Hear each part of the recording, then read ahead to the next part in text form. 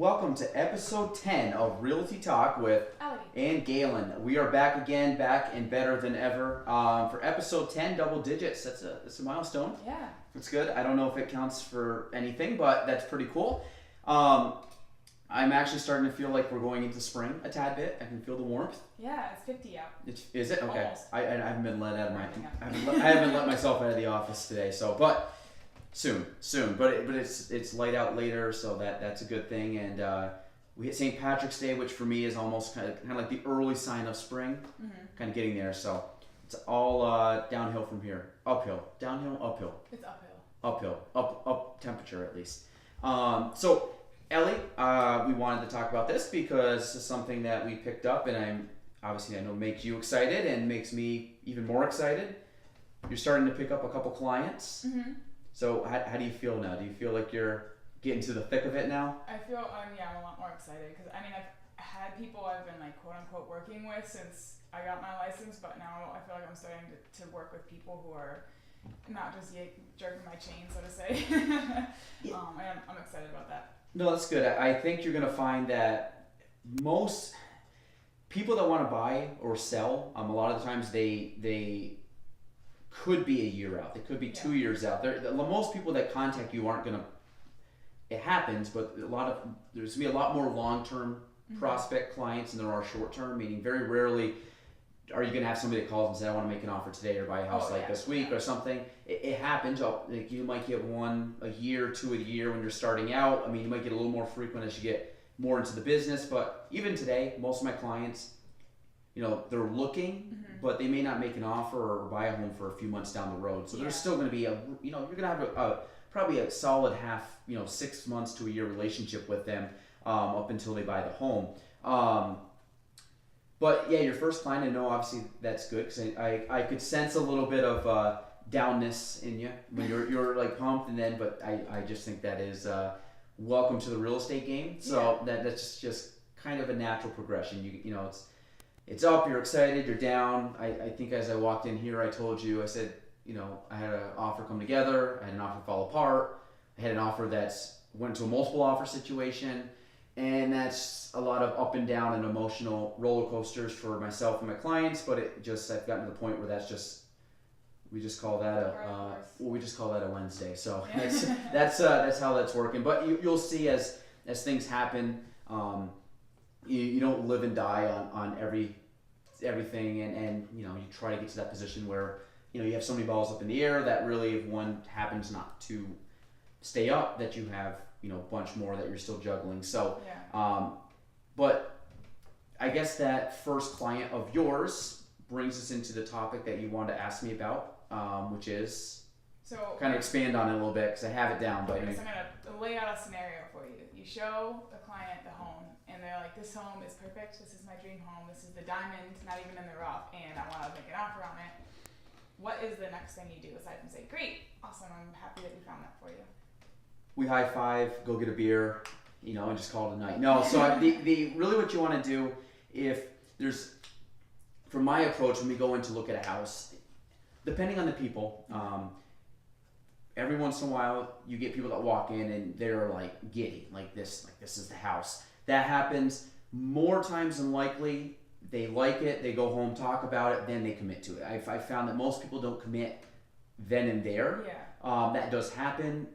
But if somebody goes into a house and I can tell they like it, especially if I've been showing them a few homes and I know this one definitely stands out, the number one thing, I'm not making this up, everybody says this, but it's still true, is you always have to actually ask for the order. So if you're in sales, which we are, that's how we make a living is through sales.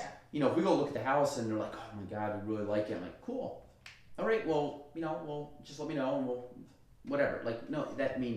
You could do that, but what you really got to say is, okay, do you guys want to make an offer? Do you like it enough to make an offer? You actually have to ask them, do they like it enough? Do they want to pursue it? And if you do, let's talk about the next step, because especially in this market, you don't want to sit there and wait around and stall for 2-3 days because it'll be gone. Exactly. Yeah. So if someone likes the house, I simply ask them, do you like it enough to make an offer on it, or do you want to make an offer? If they do, I'm hoping at that point, and I guess I'm saying for every agent, typically, I'm hoping every agent does this. I do this with all my clients, is I already know what bank they're going through, what loan they're going through, and things like that. So, but at that point, I should know exactly what we're dealing with, what kind of loan they're qualified for, what they're qualified up for. Do they need concessions? What type of terms do they need? Are they renting? Do they have a house to sell? All this stuff I already know in my head. Yeah. That allows me to make the best possible scenario or offer, or hey, maybe I need to tweak a couple things here and there, or hey, we're in a multiple offer situation. Let's, figure out the best way to make an offer. So I ask if they want to make an offer. As soon as they do, then we start talking about how we're going to put the terms together. Yeah. Obviously, what's the offer price? But I did a post the other day on Instagram. What about other terms? It's not all about the purchase price. Yeah. Is there an inspection? Is there a water test? Do you have to sell a home in order to buy? Are there seller, as I said, that seller concessions? Is there personal property? When do you need to close by? Do you need to delay the closing? Do you need? I'm probably forgetting a couple here off the top of my head, but there's always terms in the contract that aren't necessarily just the dollar amount. There's other things that are factored in. And then at that point, now day and age, we can do everything electronically, which is cool. So I literally will just be like, hey, I will get the contract out to you in, an hour, a couple hours, depending where we are in the day. And I'll send them the contract to sign. And then once we have that, we'll send it to the agent. The other thing I do, if I know they're going to make an offer, I always call the listing agent. Because what worst thing you can do is go show the property. They love it. They want to make an offer on it. All of a sudden, we're going through, and then it's like, hey, I'll send you the contract tonight. They sign in the morning. I send it in. Maybe they can't sign it that night. They sign it in the morning. I send it in. All of a sudden, the agent's like, oh, that went pending last night. Or, hey, actually, now we're in a multiple offer situation. Or, hey, I always call the listing agent and I say, are there any offers coming in or have come in or currently, are you currently negotiating with? Do you have any showings lined up? That stuff the agent can give you. They're not going to tell you if there's another offer. They're not going to tell you the offer price. Yeah. But hey, is there another offer? No, there's no other offers, but we have 3 more showings lined up. Okay. Maybe I want to get my offer in soon and have them cancel the showing. So maybe we offer asking price or something very, very, attractive to the seller where they're like, you know what, we got an acceptable offer here. We're not gonna, sit on it and make these people wait and risk them backing out or changing their mind. Yeah. For potential second offer.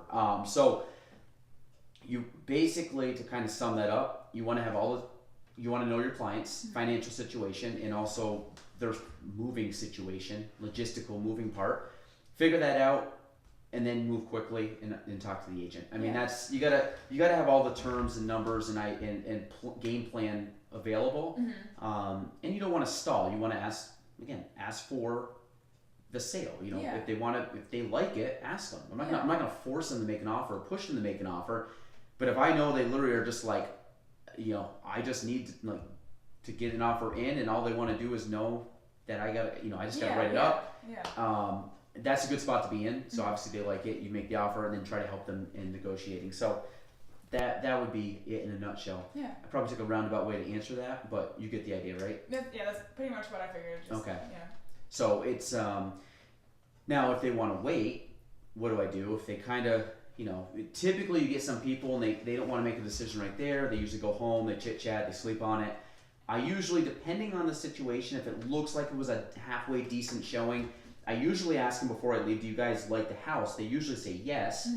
If I get a sense that they're not ready to commit right then and there, I usually just leave it as, hey guys, just send me any questions you have over. Think about it tonight. Send me any questions over, and I'll just follow up with you tomorrow. Yeah. That way, it's a lot of people don't like to be sold to. So I'm just like, you let me know. If it's the house you like, just let me know, because then that's when my expertise will go into overdrive. You finding a home, that's a lot on you. As soon as you tell me it's the house you like, then that's when I can really become an asset to you and help you out. Yeah.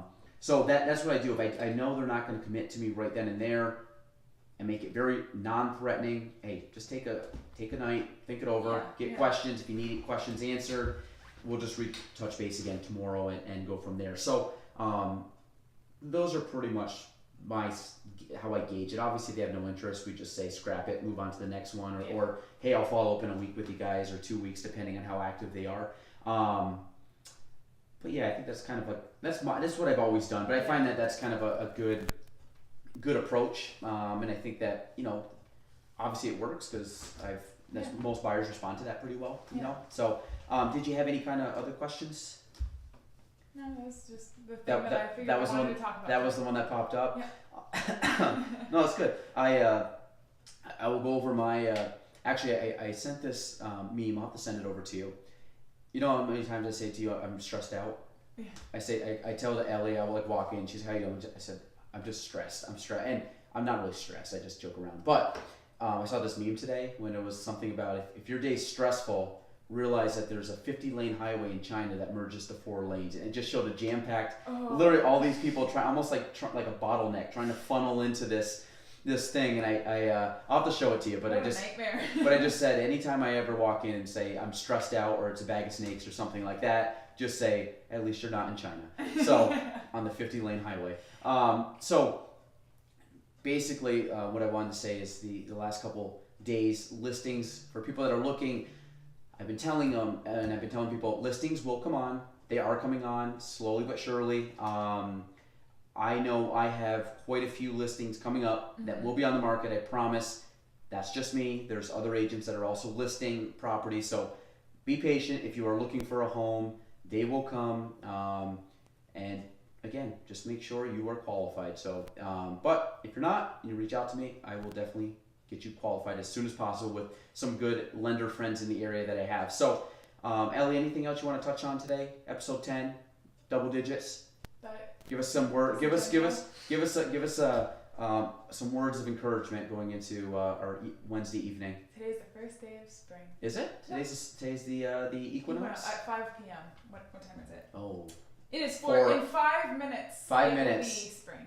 Wow. So guys, enjoy your last 5 minutes of winter. I'm sure you all are loving that. Again, producer Jordan is on vacation right now, so this may or may not be out by tomorrow or tonight. We will try. The video footage, same thing. If I cannot figure it out, it will be on next week when Jordan gets back, but I'll try. That's why we're really missing Jordan this week. So well, that's all we got for episode 10. Ellie and Galen, we are out. We will see you all next week in the spring. In the spring. All right.